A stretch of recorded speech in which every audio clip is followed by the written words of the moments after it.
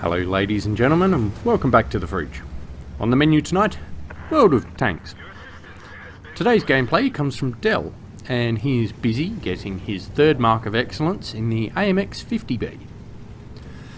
Tonight we'll have a look at the AMX 50B and we'll see how it stacks up against the only other auto-loading heavies in the game. That is the American T57 Heavy and the Swedish Kranvagn. I'll admit it was a struggle to come up with tanks to put up against the 50B, since there are so few auto-loading heavies. The temptation was there to throw in some mediums, and I didn't want to do this because I wanted to compare apples to apples, not apples to auto-loading oranges.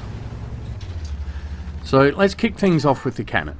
And to be honest, looking at these numbers, most of these gun stats are very similar, so don't expect any real revelations here. What we have is a 120mm gun fed by an auto-loading magazine system. 400 hit points of alpha damage is even across all three tanks, while 257mm of penetration is 1 less than the T57 and 5 more than the Swede. Gun depression and elevation is typical for an oscillating turret with 10 degrees of depression and 12 degrees of elevation. Aim time is the same as the Kranvagn at 2.4, which is almost 0.4 better than the American. Dispersion at 100 meters is 0.34, which is the same as the T57 and 0.01 better than the Swede.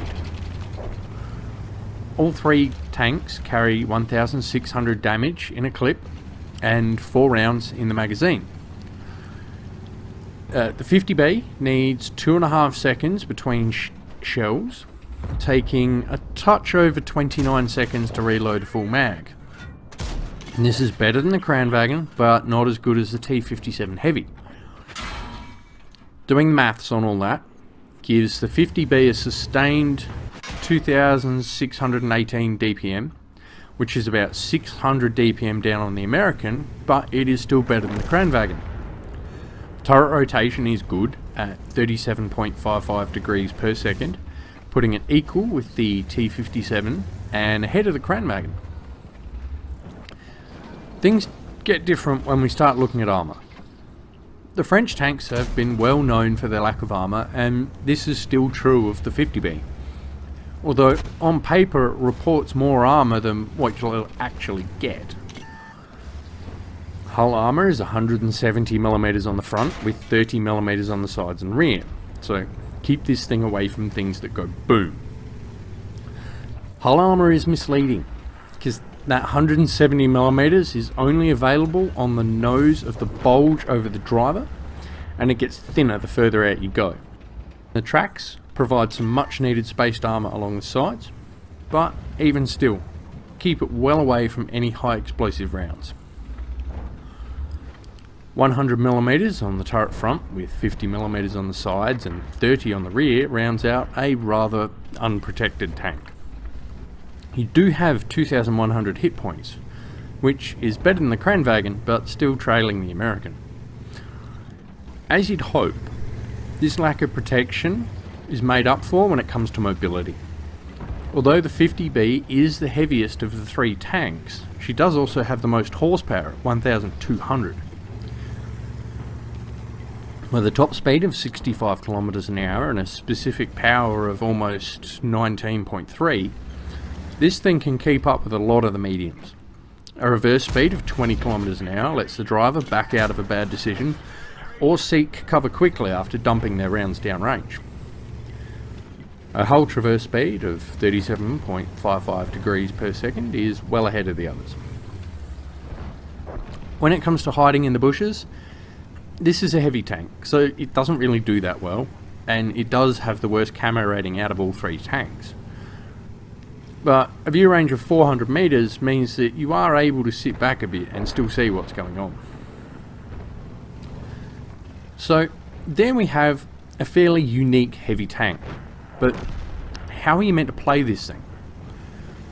While I don't have the 50B myself, I do have the T57 Heavy, and their playstyle is similar.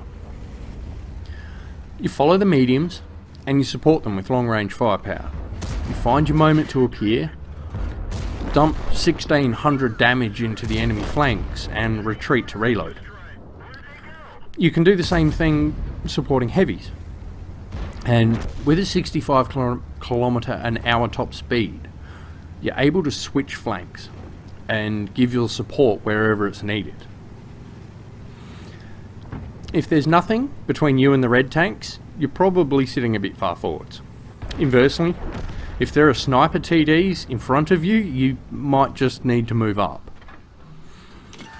It is worth mentioning that the AMX 50B is the only one of these three tanks to get APCR as a premium round rather than heat.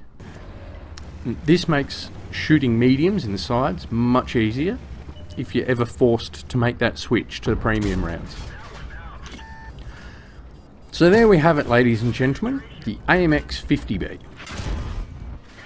If you enjoyed today's content, please give me a like. If you want to see more, hit that subscribe button and click on the bell icon to receive notifications when I release new content.